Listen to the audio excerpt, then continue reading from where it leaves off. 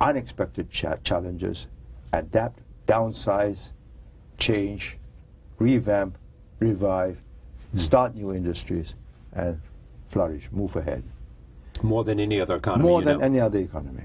That is the strength of the American economy, the ability to adapt to change circumstances. I did not start off with that view because I was brought up by the British, and I thought a certain stability was necessary. I was wrong.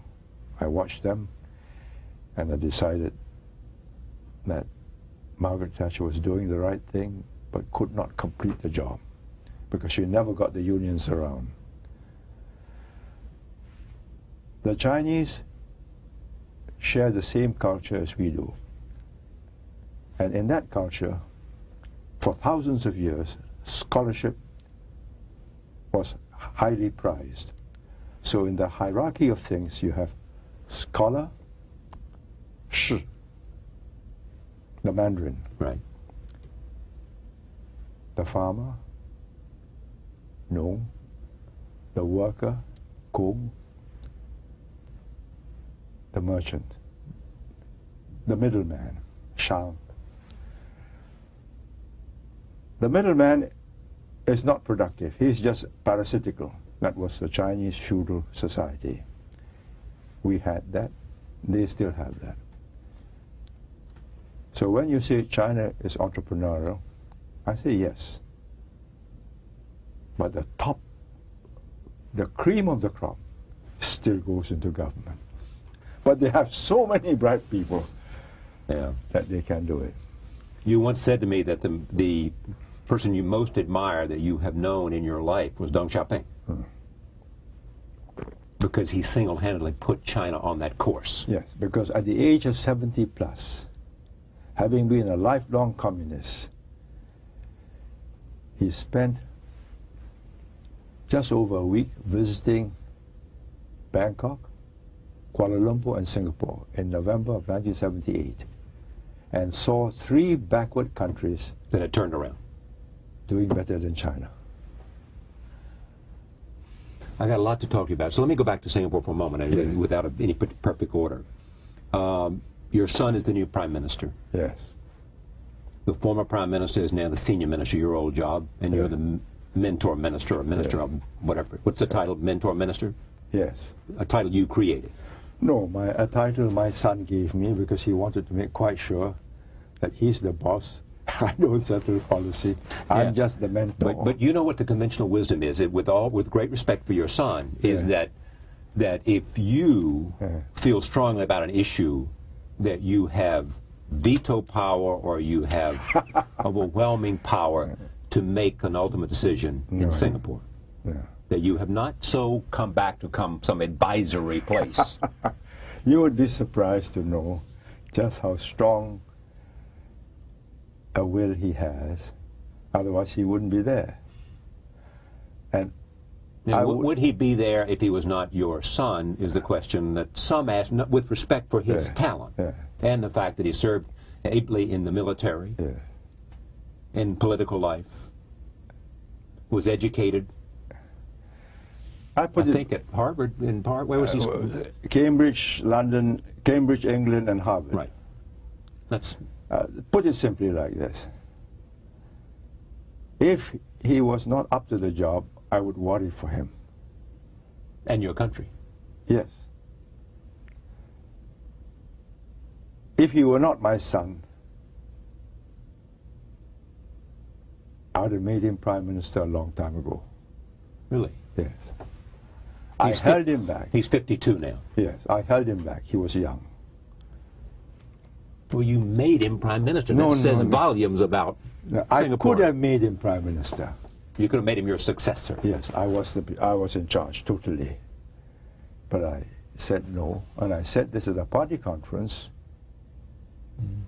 It is not good for Singapore, and it's not good for him to succeed me. Singapore needs a break from me. And then it'll be able to judge him for what he is worth. When you look at this process from the time you became Prime Minister, when you had the freedom from Britain, would you look back and do anything significantly different? Were you too rigid? Were you too autocratic? Were you too not respectful of human rights and criticism and the privilege of the individual to order his life the way he wants to? Yes. Well, I've done this parlor game I'm myself. sure. I would say for the first 5 to 10 years of extreme crisis, when the country could just fall apart in racial strife, religious hatreds, and old feuds, without a strong hand, we could have come apart. In those first 10 years, we established certain firm ground rules. I mean, we redeveloped the city. In the process of redevelopment, we broke up all the ghettos and all the enclaves. The Chinese were in one place, the Indians in another place, the Malays in another place. They balloted for their neighbors. So I created a completely different milieu. They went to the same schools. They went to the same shops. There are no ghettos. There's nowhere in Singapore you go and say, oh, this is a slum. Why are there so many poor people? They're all scattered. Yeah, but we have a Chinese section here, an Italian section here. You don't. In the city. No more. No more. You may have it here. We don't have it. Yeah, just in the city, but I mean, it's a different. We don't have that. They all go to the different schools and same schools. No, but they're all mixed. But where they're differentiated is by income. The higher your income, the better your apartment or your house with a piece of land attached. And of course the standard of living. If Deng Xiaoping was influenced by his trip in 1978 to Bangkok, Singapore, and wherever you said, what were you most influenced by that gave you the insight to make those hard decisions you made at the beginning? Because you now look back and you believe that whatever ought to be the circumstance today, whatever modification we might make, it was essential to be as tough as we were and as disciplined as we were to get the mix right. To get the mix right. So where did you learn that? I learned that by watching what went wrong with Singapore. The constant riots, the sense of deprivation of certain sections of the community, the fact that if you live separately in a hovel in the poorer part of the city and you are a Malay and with weaker jobs, then you sort of feed on each other's misery and you break out from time to time in anger. So I said, that will not do. It'll ruin us. And today, what changes you think are necessary? Because I laughed in a previous interview about the bubble gum idea, chewing gum. Yes. You now allow chewing gum of a certain variety to come back. There's more relaxed attitude about movies in Singapore. There have been other changes. Are you approving of this? I think the world changes. Those are the people certain kinds of examples of which they're more fundamental changes. The people of Singapore have become much more traveled. They're more tolerant of quirks of other people. We have 7 million tourists a year, almost twice the population of Singapore. 60% of Singapore travel by air every year to foreign places.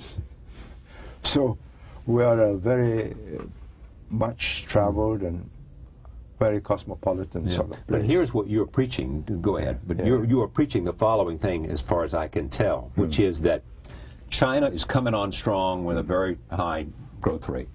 So is India. Singapore is in between. But if Singapore is to maintain its place and maintain it's got to be very tough, very competitive, and it's got to reassess. Let me put it in a broader framework. In China, and to a lesser extent in India, we have